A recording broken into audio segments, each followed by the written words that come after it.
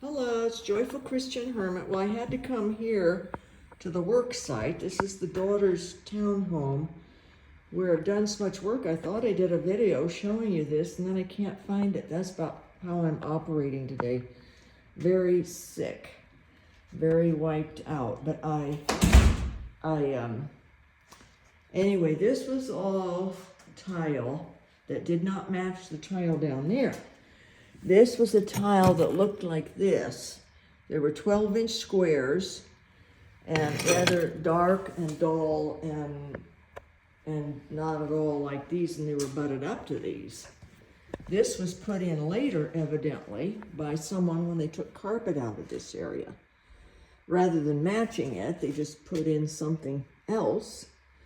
But she wanted it to match, which is an upgrade, which I thought was a good idea. Plus, this was carpet down here in a hole, so she got enough tile for that to have, so you're not wearing carpet out. And she'll tile the same in the laundry in the closet here, and then in the the guest bath, and there's a master bath, not big, but these will have a different tile, a light tile, large size, large scale. Off-white to make it seem brighter and larger. Eventually she'll get new countertops. But I want to show you, once we got the tile up everywhere, this was the cement mortar left. Whoever was in here didn't go ahead and squeeze back there to chip it out. So I'll be doing that, or she'll be doing that when we get the toilets lifted. Chip it out with the hammer drill with the chisel on it. Then we'll use the 4.5-inch angle grinder with my grinding blade on it. It's her grinder though. She had to buy a grinder because mine, I bought the adapter for the vacuum because it's a terribly dusty job if you don't have a vacuum sucking up the dust.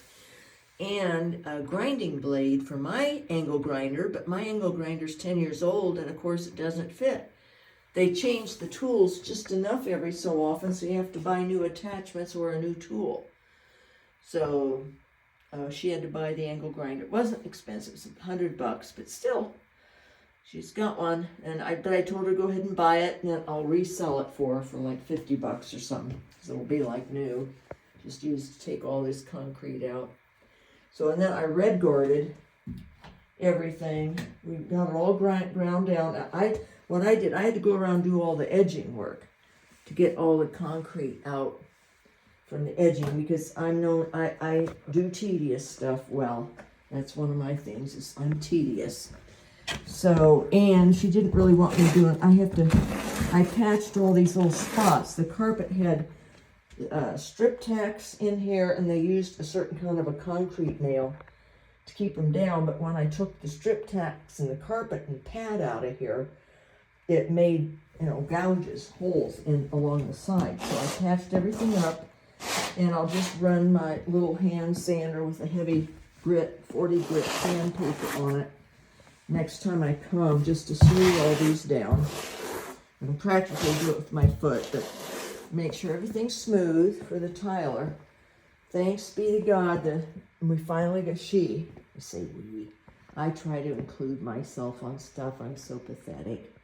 But now I still have to, I'm going to buy a large, just trying to get this out from under there with my short little chisel blades.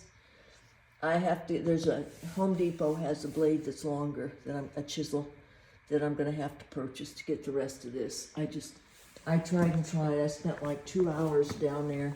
I got that section done. I got a little section down there. It's just, it'll be worth the $18 or $20 I'll have to spend on that chipper blade. And then we took out the fridge, the range, this. See, she was worried about doing that, but I've had to do stuff like this before, like on the island, and brought my plumbing tools in case we needed, but we didn't need anything.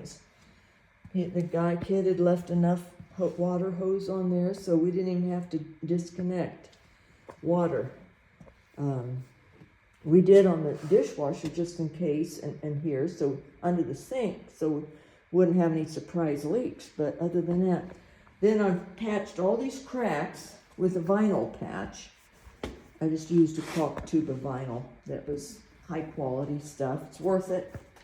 It's worth it to have it done right. And then these little patches I did with my mortar patch. But I just was in here and had oh, here's my little hand sander. I just use a heavy grit on it. I'll probably put a new sandpaper on it, but then I'll come along and just get this smoothed down. If there's any little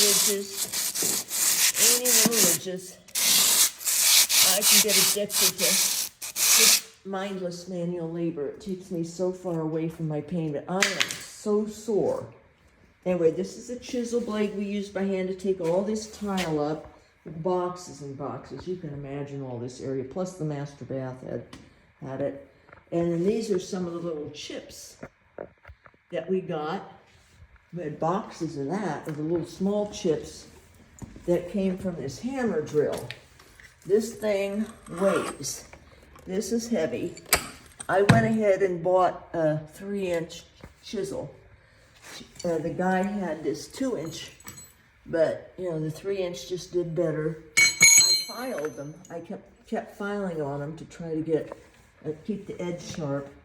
There's the angle grinder. It's the one she bought. It's just like mine, except slightly different than this that I had bought. That little vacuum attachment was like $89 plus tax, about $96 for that with tax and shipping. And there's the grinding blade.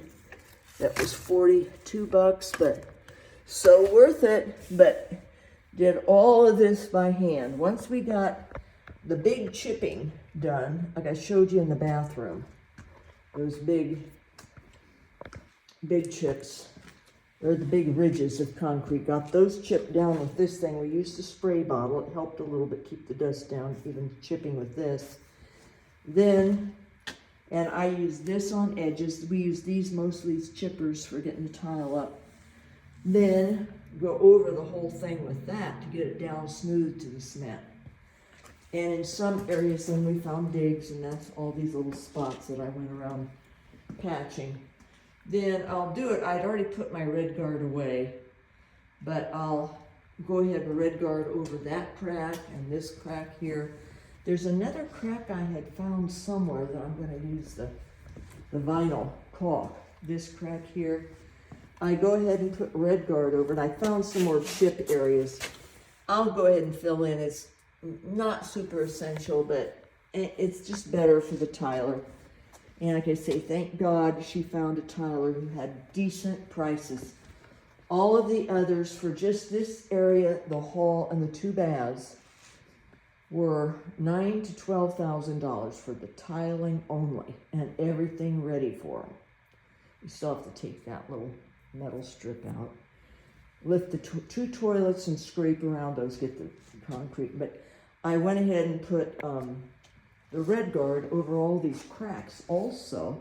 So I got a text the other night after she got home from work, and I'd been here, because it looked like a murder in her house had happened.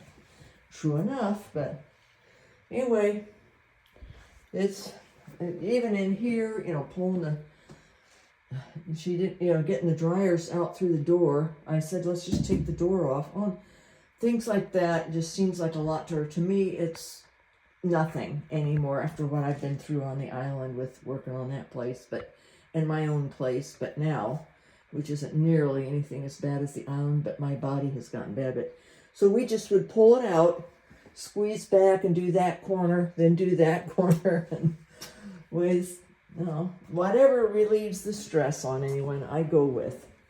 Whatever helps them. But I still have to get underneath here, so that's why I'm going to get a longer chipper from Home Depot.